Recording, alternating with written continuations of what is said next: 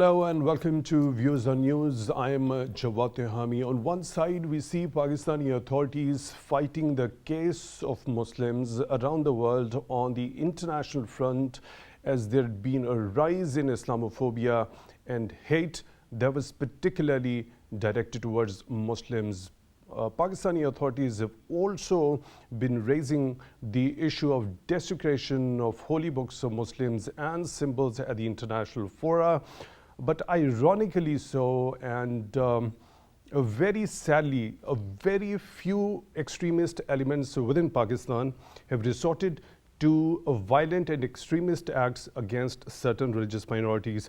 Now, in such a particular incident, a couple of days before, a mob attacked the churches and the homes and graveyard of Christian community in the Jaranwala town of Faisalabad. And now this violent attack has been condemned by the entire spectrum of the religious and the political leadership in Pakistan. Now, specifically talking about the caretaker Prime Minister, Mr. Anwarul Haq Kakar, in his tweet said, let me quote him, that I am gutted by the visuals coming out of Jaranwala, Faisalabad. Stern action would be taken against those who violate law and target minorities. All law enforcement has been asked to apprehend culprits and bring them to justice. Rest assured that the government of Pakistan stands with our citizenry on equal basis. Unquote. Similar sort of condemnation has come forth from the Chief of Army Staff, General Syed Asim Munir, who has said, let me quote, Jaranwala incident is extremely tragic and totally intolerable. There is no space for such incidents, particularly against the minorities, unquote. Also, we have seen caretaker Chief Minister Punjab, Mohsin Naqvi, has said the mob-led attack was a planned conspiracy to disrupt peace and has pledged to restore the damaged and the destroyed buildings within a time span of 3 to 4 days. Likewise, the interim Punjab government has also ordered a high-level inquiry into the incident. When we talk about the religious leaders, Chairman of Council of Islamic Ideology and Chairman Pakistan Ulama Council have also vehemently denounced the incident. On the international front, we have seen the US State Department expressing concern regarding this incident, urging the Pakistani authorities to probe into the incident. We'll be talking about this important matter with our esteemed panel of guests in the studio. We are honored to have been joined by Professor Dr. Aslam, Khaki is a religious scholar and the Professor of Sharia. Dr. Khaki, thank you very much for your time, for being with us on Views on News tonight. Really appreciate that. On Skype at the same time, we are being joined by Advocate Javeria, younes, Director, Perspective Policy Research Institute, Islamabad.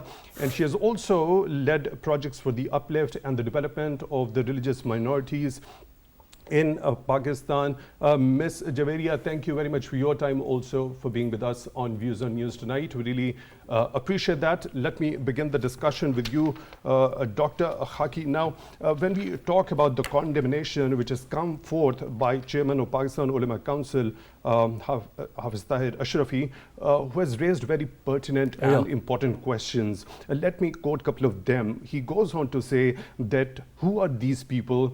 Where do they come from? What religion do they follow? So, very important questions. What's your understanding of the entire incident that just unfolded and the events related to that?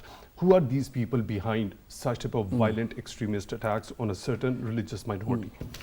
In the name of God, the God of all the prophets, the God of all the religions of all the regions, the God of the Moses, the God of the Holy Christ, and God of the Muhammad, all peace be upon them. As far as this sad and bad incident is concerned, it has been just just came out in a situation when we were successful in developing a pressure against the desecration of Quran in the Sweden and in some other areas, such type of. And we had a blessing that even the Christian community, the top and the local Christian community, supported us against that desecration. Even UN, all those. So we were successful in developing such situation. At this time, coming up with such bad incident, that pressure seems to be dissolved and the focus has gone otherwise. So it's bad and sad, particularly at this stage. As far as the incident is concerned, we are not concerned that whether there was some event of desecration of some papers there. Had it been so, whether it is true or false, then the law should be taken in action, not to the mob. So it is the choice and the procedure which just depends, that these are taken to a mosque, and then the khatib or the speaker of that mosque, he speaks and instigates the people for direct action, just burning the churches and burning the houses. That is a bad situation. I think that this should not have happened. And then there are proactive and reactive measures there which should be taken, because even in Peshawar churches and all the such happenings have happened. Now the question is, I was talking to some person and he just told me, he belonged to some state functionaries, that we can't take any stern action because the extremist clergymen are involved. I said that if you can take the Mumtaz Qadri to hanging despite for killing the Salman Taseer, despite the fact that he had a large following of Khadim Ali Rizvi, who was very aggressive and very good speaker, could motivate the people to any action. But we did it because the state has the will.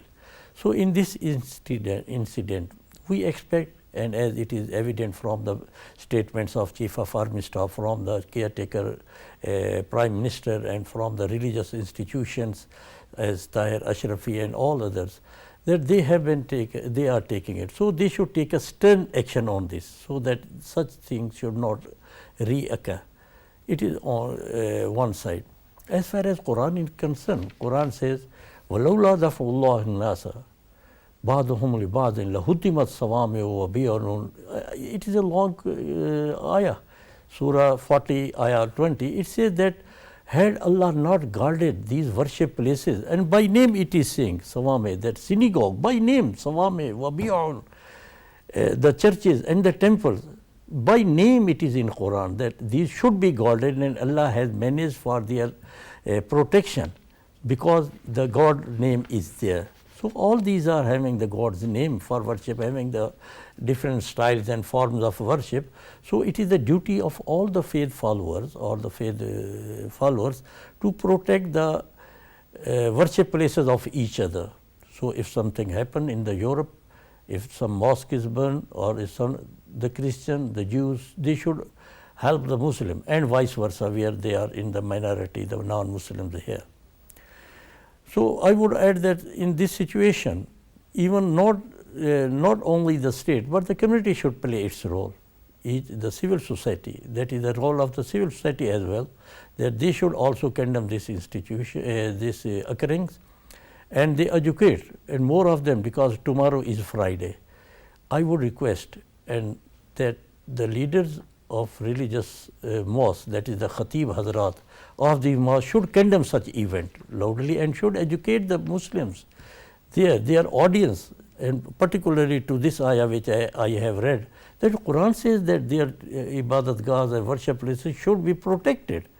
So they should educate the people that it is the right of the minority to establish their worship places, and it is when it is a right, then we must protect it. Right. We may differ with them in the right. faith. I'll come to this point of the role and the responsibility of ulama in particular in spreading awareness among the general masses, to create that awareness of having that interfaith harmony and what they need to do, especially as you have mentioned, tomorrow is Friday.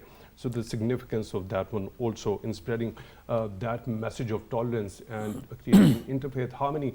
For now, let me proceed with the discussion. Ms. Javeria, when we talk about the kind of events which are associated with this particular incident, as they were unfolding, the attack on the Christian community in Jaranwala of Faisalabad had the reason of the alleged incident of the desecration of Holy Quran. Even if that had been reported, what should have been the ideal course for protesting that or lodging a legal complaint against that rather than resorting to such violent acts? Right. So I believe that the matter was not just about what has happened, alleged, desecration of the Holy Quran. What matter was that there was a lack of social cohesion, which is not just within the Jaranwala district, but overall in Punjab. We see a lot of issues with minorities, especially religious minorities. It's because of the fact that there is absolutely no social cohesion between the majority Muslims and the minority religious minorities. Particularly in the context of Punjab, we see that Christian community is marginalized, especially since we in our organization has done several surveys, and we came across the general discontent amongst the minority religious minority youth, who said that they have been marginalized, and the Muslims the Muslims colleagues don't tend to talk to them much or invite them to their festivities or to the occasions. So this is a matter of lack of social cohesion, and not being able for these minorities not being able to merge or to live together peacefully with the Muslim majority that we tend to see here. So what the mob lynching always is basically a huge crowd without a brain.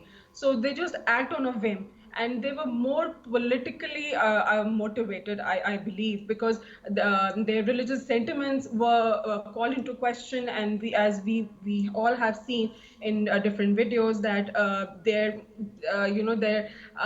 being religious or being Muslim was called upon by the khatib of that mosque. So I think what the government needs to do is increase social cohesion amongst the religious minority, and have more representation of minorities in media specifically. We need to see So, Ms. more. Javeria, I seek your pardon for the interjection over here at the role and the responsibility of the state functionary and the concerned department. So, we'll be discussing it later. When such type of violent extremist acts against a certain particular community are carried out, what does the law provide in that regard?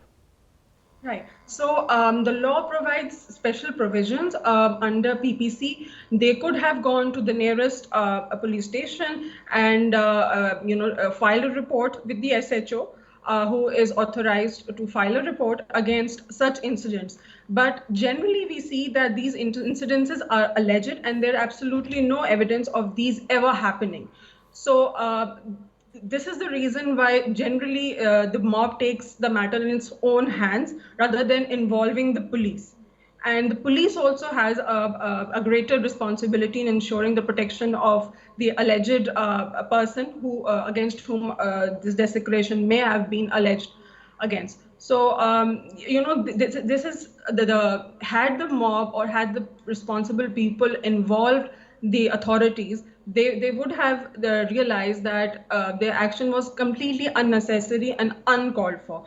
And since the entire entire Pakistani society has been unanimous in condemning these incidents, I feel that these are small pockets of extremists amongst our society that call on the conscience of we as Pakistanis to act against these extremist element, and not to encourage them to take matters in their own hands. Right, Ms. Javeria, your point is well taken. I'll come to the second part of this entire saga, the FIRs which have been registered against the violent mob who went on ransacking the properties of the Christian community.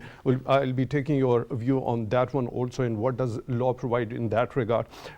Dr. Khaki, you were already mentioning Muslim countries were able to generate that momentum in fighting that very case against the rising Islamophobia, particularly in the West, and also against the desecration of the Holy Book and the symbols. How detrimental do you think this sort of violent act would be to that very cause at the international level? Naturally, in this context, it is very much damaging for our movement against this Islamophobia and the desecration of the holy books. So we had developed a good pressure on the Swedish government even, and they were ready to just amend their law and to provide for the punishment of such culprits who just go for the desecration of holy book or make any other act which is in the blasphemy domain. So in such situation, these types of events would damage our cause and all that. So we should just neutralize such event by condemning at all the level, by taking the law in action, as our Chief of Army Staff and the caretaker government has announced. And to my information, 100 have been arrested who were the mob. So in this situation, the second is that the Muslims should be educated. And tomorrow, as I said earlier, that tomorrow is Jummah. So at this Friday prayer and in Friday speeches, the religious leaders should appreciate, appreciate the interfaith harmony, and they should just first develop and should apprise the people, educate the people on the situation that these Christians have helped us in developing pressure against Sweden on Islamophobia and on discrimination, so that the mob should know that the Christians are our supporters and not opponents. Then such type of ayat and Quranic injunctions which are in the favor of such Ahl Kitab and promote peace and tolerance, they should also be educated on that. More of them is, the more I can say that legally is that can be comprehended, is that in these churches there are holy books as well, Bible. This Bible carries the names of the holy prophets. So they have also been desecrated in that sense. So these people should not be only booked for the riots and for only attacking the property, but burning the holy book. And the names of those prophets, it also comes within 298A and 295C PPC, because the Federal Sharia Court and the law has been amended that just blasphemy applies to all the contempt of all the prophets, not only the Holy Prophet Muhammad sallallahu alaihi wasallam. So these should be, just the people should be made aware of that, and those should be condemned, and the civil society should be moved. I think that it would be a good step towards just neutralizing and dissolving such a bad taste which has developed due to these occurrences. Right, you've just mentioned that Section 295 and the Section 298 of the Pakistan Penal Code, they talk about stopping or providing punishment providing punishment for whoever goes on for the acts which are cognizable, right? So it applies to everyone equally. Yeah, right. To all the prophets. So how ulama and the religious scholars can inculcate that very understanding that these particular laws are equally applicable to every citizen of the country, regardless of their religious association? I think then, because immediate action would call for that the religious leader, yani khatib, should be educated on that themselves. They should feel that there is such type of punishment and it is equally for all the prophets, number one. That immediately we can say, short term you can say. Now I would say, and I also was suggesting to some people who were just engaged in this leadership, religious training of leadership, that these religious leadership should be first made through training workshops. They should be first educated. They are not educated. They don't know the law. They don't know the verses which are in the favor of Ahl Kitab and promote the tolerance, the peace and all that. They only know the verses of jihad and otherwise the negative effects creating out of context, away from the context they quoted. So first the leadership will be educated, and on the mosque the leadership and some advocate who is well versed in these laws, he should also have given some few minutes to address the people, audience there, and to say. The second is that, as I suggested earlier, because I have been much engaged in interfaith activities on conceptual level, I was just given the opportunity of being the dialogue facilitator invited by Presbyterian churches in US. Here I also gave them that to stop such institution, a proactive and preventive and immediate action should be that there should be interfaith council, action committee of interfaith. where should be the leadership of the Muslim, leadership of the Christian, and all those minorities. When they see such action or such event, they should rush there and stop the people or mobilize the on telephone and all that, the law enforcement authority, that they should rush there and help these people and protect them. And after that, because this situation may dissolve after a few days or after a few months, just arrest and then bail out and all these things. They should keep on pressure until the culprits just meet their ultimate result of just going to the punishment, not only to the trial as Right, restricted. Ms. Javeria, what's your understanding how from here onwards the law is going to take its course as dozens of culprits or perpetrators of this particular violent incident have been apprehended, the FIRs have been launched, the kind of sections which have been invoked in those relevant FIRs? So Section 295B is the one that is generally used against such incidents. But this goes on to say, like you have already mentioned earlier, that this goes on both ways. So if anyone desecrates Bible, which happened in this case, so he is also the perpetrator, and against that perpetrator an FIR can be launched by the Christian communities also. But we generally tend to see this is not happening, not just because of lack of awareness, but also because the people are perhaps a little scared from the mob. So I think to tackle this issue not only from legal perspective but also social aspect, like Aslam Sahab has rightly pointed out, that the khatibs will have to come into play, as well as the civil society's role. And I would like to point out here that Justice Tasaddaq Hussain Jalani's landmark judgment, wherein he pointed out, he gave out a national action plan of how to deal with these incidents, because the judgment came right after the All Saints Church bombing, which happened, I think, in 2014, if I'm not wrong. So right after that, as a result of that incident, Tasaddaq Hussain Jalani Sahab gave that judgment. But unfortunately, we are yet to see more implementation of that judgment. But like I've said earlier, that such issues need to be tackled in a very sensitive interfaith harmony and very sensitively.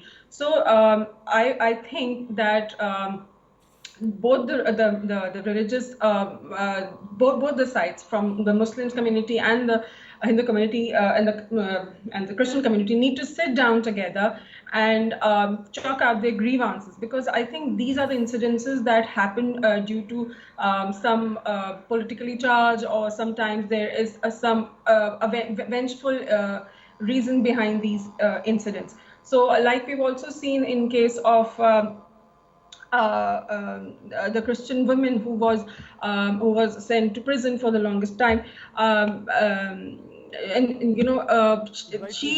the incident happened was that the legal side, I think you're part of the interjection over here. When we talk about the tools which are used in a mosque, and in this particular incident, there are reports of the loudspeakers being used in this particular case. So what does the law say regarding that? What is the penalty regarding that? What are the regulations in that regard, as far as when we specifically talk about the Punjab Sound System Regulation Act? So if anyone uses these sound systems against and perpetuates violence or instigate violence against people, there's a penalty of 10 years rigorous imprisonment. If I'm not wrong, because I'm not exactly sure about it, but as far as I remember, there's a penalty of 10 years rigorous imprisonment, and along with fine also, but that is the discretion of the court. So there are a number of legal options that can be taken by the SHO himself, one of which is obviously 295B and C, and the use of loudspeaker, as we have discussed, can people tend to tend to use these things again, instigating violence through mosque. So this is one of the laws that can come into play. Right, Dr. Khaki, when you talk about the sanctity of the mosque and the kind of tools which are given in order to facilitate them, in order to spread the message of peace, interfaith harmony, love and tolerance. On the contrary, we see this particular place of worship and who has got the sanctity and the tools which have been provided to facilitate are being used otherwise.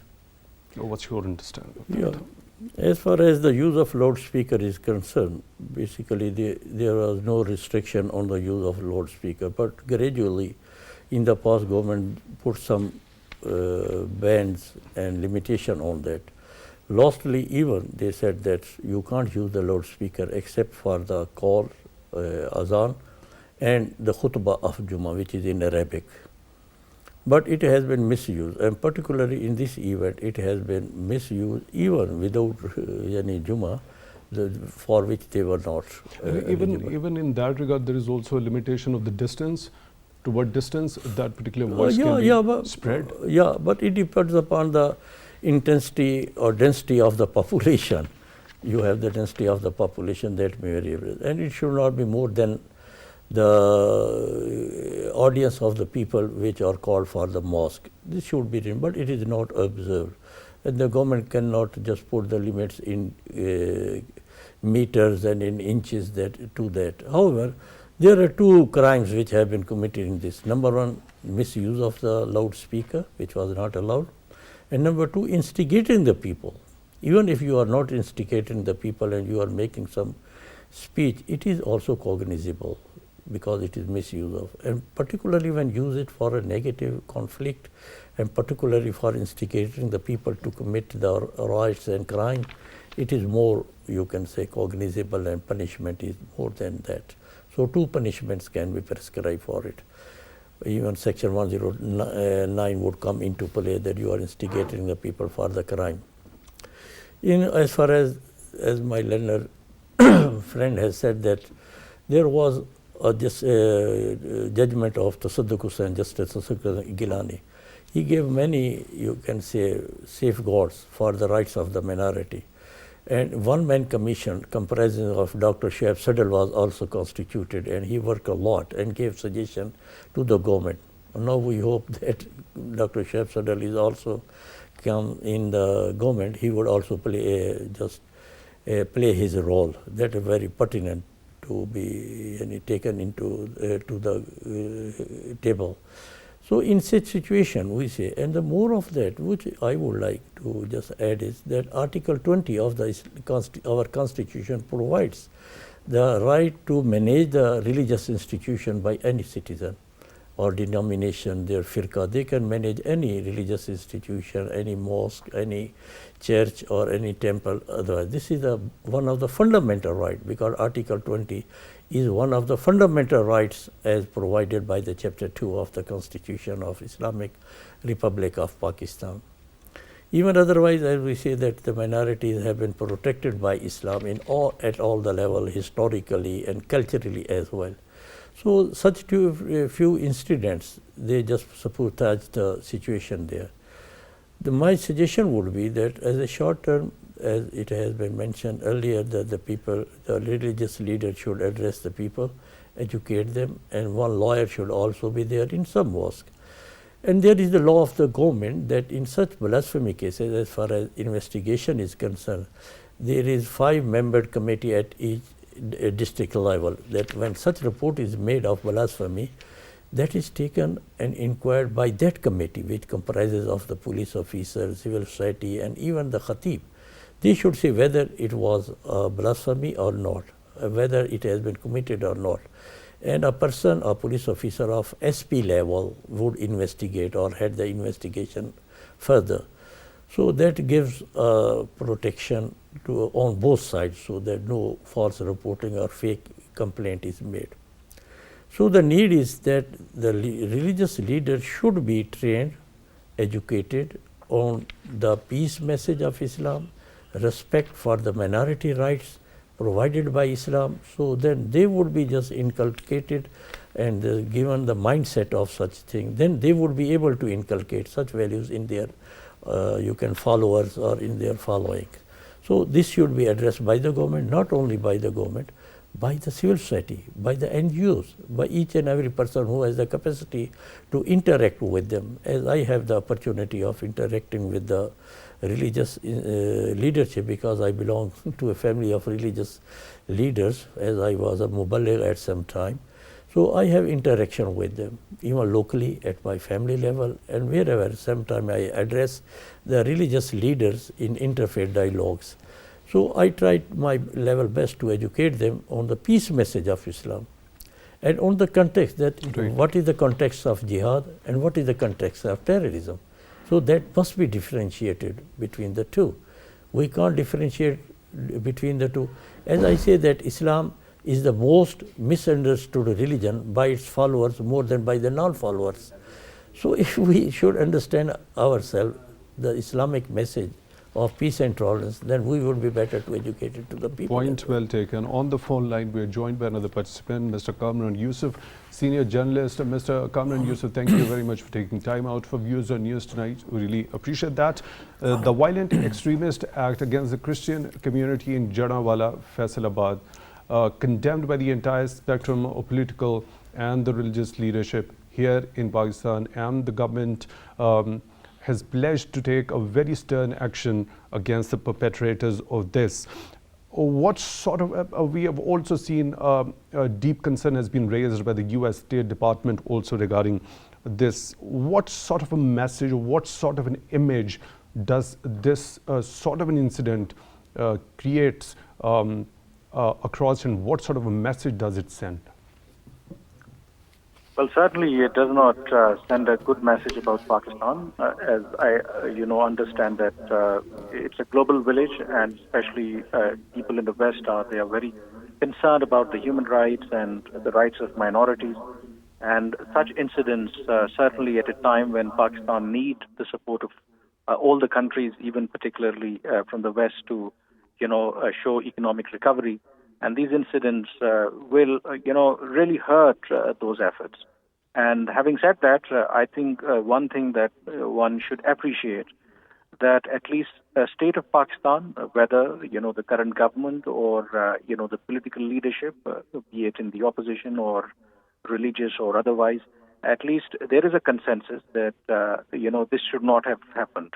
And there should be a clear policy, even that if somebody commits a blasphemy or accused of blasphemy, there is a law and there are courts, that there is a legal system in Pakistan, and people should trust that legal system instead of taking the law into their own hands. And the good thing is, of course, that although that there are allegations that initially police could not, react swiftly, at least that they have registered a case against the culprits who violated the law, who took the law into their own hands, and they have made certain arrests. And now the key is, as the world is also watching, that those people should be prosecuted, so that the world at least know, although that there are radical and extremist elements trying to, create a certain kind of a situation and target minorities, but at least as far as the state of Pakistan is concerned, the government of Pakistan is concerned, they are certainly not condoning these incidents. Right, Mr. Yousaf, when we talk about people or a certain group of people taking the law into their own hands rather than resorting to a legal action or the legal remedy for whatever the complaint they have, what sort of repercussions it usually does have on the overall fabric of the society? I think certainly, chaos and unrest, never suit any society, and it leaves a huge negative impact, not just within Pakistan, but outside. The images that you're targeting, the minority and, their places of worship. Obviously, this sends a very negative message. So I think, that one, of course, that now we know that there is a consensus in the form of National Action Plan. The National Action Plan is not just necessarily to deal with, the terrorism. It is also meant to deal with extremism.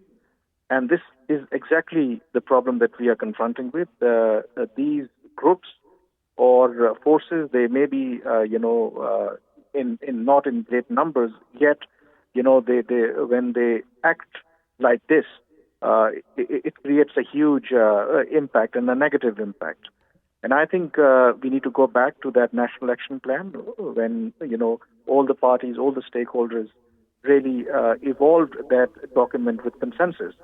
So we need to focus on, addressing the root cause of these issues. We need to address, the radicalism and the extremism in our society. And for that, Right.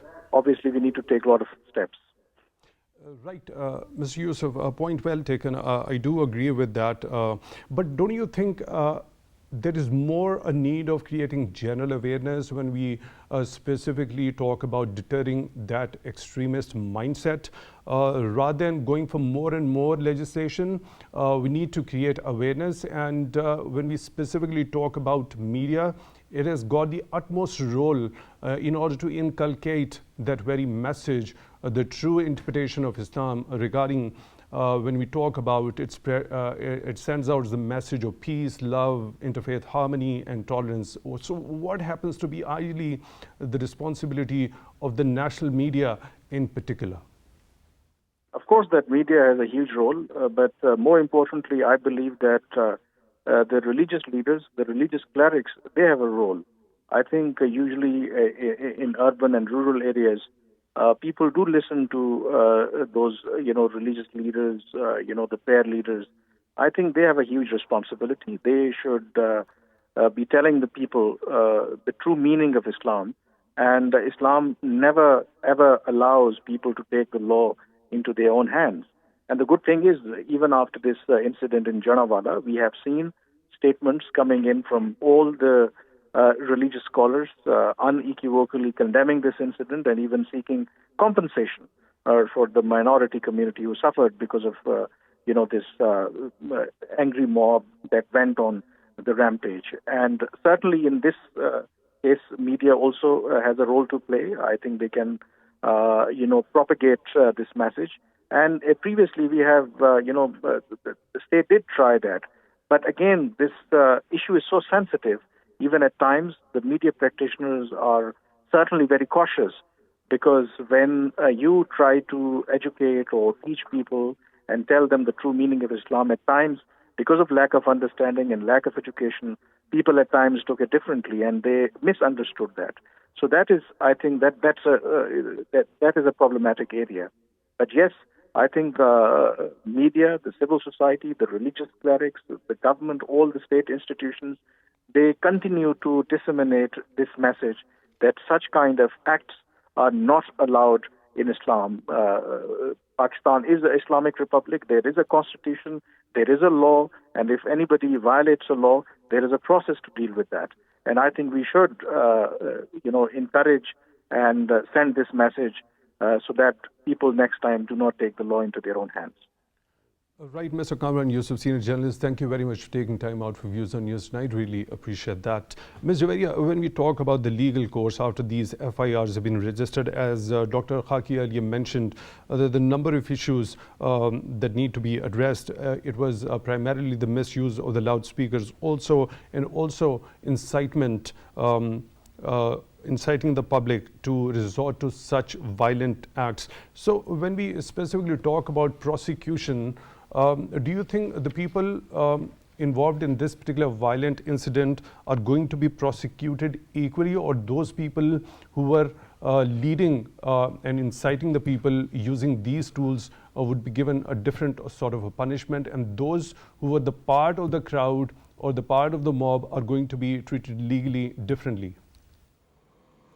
So I think that would completely depend on the prosecution, how they make up the case and how tightly they knit a web of legal tools around these perpetrators.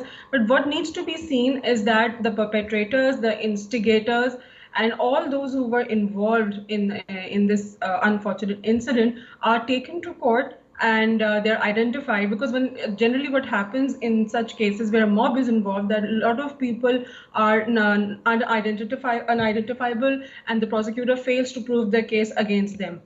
So if, let's say, for example, if 100 people were involved in a mob lynching or mob incident like these, merely 5% or five people or 7 or 8 people are convicted, and even then, out of those 10 people, 5 may be given lesser of a punishment, or would be let go in cases of when the cases go up to the High Court or the Supreme Court. So such incidents do not ensure that all of the perpetrators would be brought to justice. But even if we tend to make an example out of, let's say, 5 or 6 people who were involved in it, I think that would surely send a message, clear message, that such incidents would not be tolerated in future. Right, Dr. Khaki, what does the religious injunction say about it? Those people who are leading that instigation, they're inciting the people to violent acts, and those people who are being misled and become later on the accomplices in that particular violent act. How does Islam treat those people? Does it treat them differently or equally? Islam treats them differently as well as equally, because as far as the intention is concerned, if they were well aware of the consequences of the act, that it is an evil act, then they are equally responsible and sinful for that. And number 2 is that the people who are innocent and they did not know the consequence of their act, that to which they are leading, going to or doing this, they can have a lesser punishment, but they should also face some punishment, even if they are accomplice or all that. One thing which I would like to add is that I have faced many such type of cases, defended the blasphemy cases or otherwise in jail, in Jaranwala and in that. The problem is that when the case is tried, if the case is tried at Tehsil, Jaranwala or nearby, that even religious mob that comes into play and harasses the advocates and the people who are just pursuing that case. So I would request the government that to shift that case from Faisalabad or Jaranwala district to Islamabad, so that the effect of their local religious leadership or extremists should not be there. Otherwise, is that going to be a possibility, because the question of jurisdiction is going to be invoked? No, let me take the government in special circumstances can do that, or that can be just tried in the jail, district jail, or some other that right. in Let extraordinary me quickly situation. take Ms. Javeria's view on this particular thing. Do you think the matter of jurisdiction is invoked if the case from that particular district or the town is transferred to Islamabad, as has been suggested by Dr. Khaki? Well, if this case they revert it to anti-terrorism courts, perhaps then the jurisdiction can be can be moved around a bit, but not. I don't think in this case the jurisdiction would not come into play. The jurisdiction would definitely come into play, but if the court decides that due to the reasons of security and safety, the case needs to be moved, that can be moved, but that would be entirely on the itself. But I feel that anti-terrorist sections should be added in this particular case, not generally, but in this particular case, because the mob was extremely violent and they ransacked the entire building, as well as created a sense of scare amongst the entire population. So I would recommend and I would request the state to also put in the Anti-Terrorist Act in this instant case. Right, Ms. Advocate Javeria, Younes Director at the Perspective Policy Research Institute, Islamabad. Thank you very much for taking time out for Views on News tonight. Really appreciate that. In the studio, we were joined by Dr. Aslam Khaki, religious scholar. Dr. Khaki, thank you very much for your time, also for being with us on Views on News tonight. Really appreciate that. With that, we come to the end of today's show. Thank you for watching.